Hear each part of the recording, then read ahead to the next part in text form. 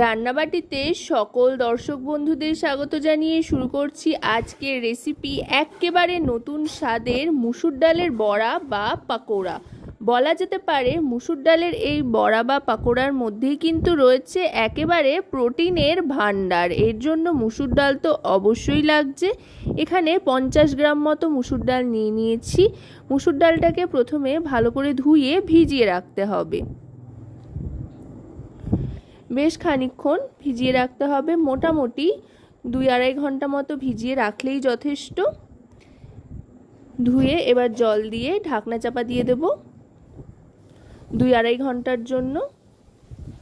তারপর এর সাথে মিশিয়ে নেব বিশেষ একটা জিনিস, যেটা খুব সহজেই হাতের কাছে পাওয়াও যায়, আর মুসুরির ডালের সাথে মিশিয়ে যদি পকোড়া বানানো যায় খেতে কিন্তু অসাধারণ লাগে। সেটা আর কিছুই নয়, সয়াবিন। এখানে 1 প্যাকেট সয়াবিন সেদ্ধ করে নিয়ে নিয়েছি, আর মুসুর ডালটা ভালো করে ভিজিয়ে জল ঝরিয়ে নিয়েছি। এবার প্রথমে সয়াবিনটা মিক্সার জারে দিয়ে পেস্ট করে নেব। সয়াবিনটা পেস্ট করে নিয়ে একটা মিক্সার বোলের মধ্যে ঢেলে নিচ্ছি। সয়াবিনের মিশ্রণটা ঢেলে নেওয়ার পর এবার মুসুর ডালটাও নিয়ে নিচ্ছি। মুসুর ডালটা নিয়ে সামান্য একটু জল মেশাবো, আর কিন্তু বেশি কিছু এতে মেশাচ্ছি না আপাতত। এবার এটাও পেস্ট করে নেব। মুসুর ডালটা একেবারে মিহি করে পেস্ট করে নিয়েছি দেখুন। এবার এর মধ্যে একে একে সমস্ত কিছু মিশিয়ে নেব। একেবারে কম উপকরণে চটজলদি হাতের কাছে থাকা জিনিস দিয়ে কিন্তু এই রেসিপি আপনারা তৈরি করে নিতে পারেন। দিয়ে দিলাম হলুদ গুঁড়ো, তারপর দিয়ে দিচ্ছি স্বাদ মতো নুন। এবার দিয়ে দেব পেঁয়াজ কুচি আর লঙ্কা কুচি। পেঁয়াজটা যতদূর সম্ভব মিহি করে কাটা যায় ততটাই মিহি করে কাটবার চেষ্টা করবেন, একদম ফাইনলি চপ করে নেবেন।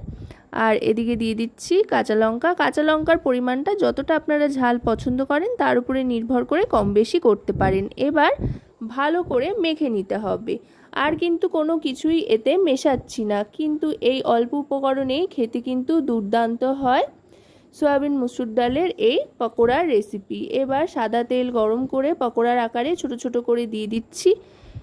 আপনারা চাইলে যে কোনো আকৃতিরই দিতে পারেন। গ্যাসের ফ্লেমটা লোতে রেখে তেলটা ভালো করে গরম করে নিয়ে পকোড়াগুলো ছেড়ে দিতে হবে।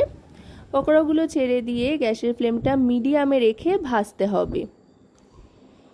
আশা করব রেসিপিটি আপনাদের ভালো লাগবে। ভালো লাগলে অবশ্যই রান্নাবাটি চ্যানেলটিকে সাবস্ক্রাইব করে লাইক, শেয়ার, কমেন্টের মাধ্যমে আমাদের পাশে থাকবেন, আর পাশে থাকা বেল আইকনটি অন করে দেবেন সবার আগে সমস্ত রকম রান্নার নোটিফিকেশান পাওয়ার জন্য। আপনাদের একটা লাইক, শেয়ার, সাবস্ক্রাইব কিন্তু আমাদের অনেক অনেক উৎসাহ দেয় নতুন নতুন রেসিপি তৈরির জন্য। আর আপনাদের যদি রান্নাবাটি সংক্রান্ত কোনো পরামর্শ থাকে সেটাও অবশ্যই কিন্তু কমেন্টের মাধ্যমে জানাতে ভুলবেন না, কারণ আপনাদের জন্যই আমাদের চ্যানেল। তাই আপনাদের প্রত্যেকটা পরামর্শ, প্রত্যেকটা কথাই আমাদের জন্য খুবই গুরুত্বপূর্ণ। দেখুন কথায় কথায় কিন্তু একেবারে লালচে হয়ে ভাজা হয়ে গিয়েছে। এবার আস্তে আস্তে তুলে নিচ্ছি। এইভাবে 2-3 ব্যাচে সমস্ত পকোড়াগুলো ভেজে সার্ভ করে নেব টমেটো কেচাপের সাথে। তারপর দুপুরে ডাল ভাতের সাথে কিংবা সন্ধেবেলা চা কফির সাথে, যেটার সাথেই নিন না কেন, এই সয়াবিনের আর মুসুর ডালের পকোড়া একেবারে হিট।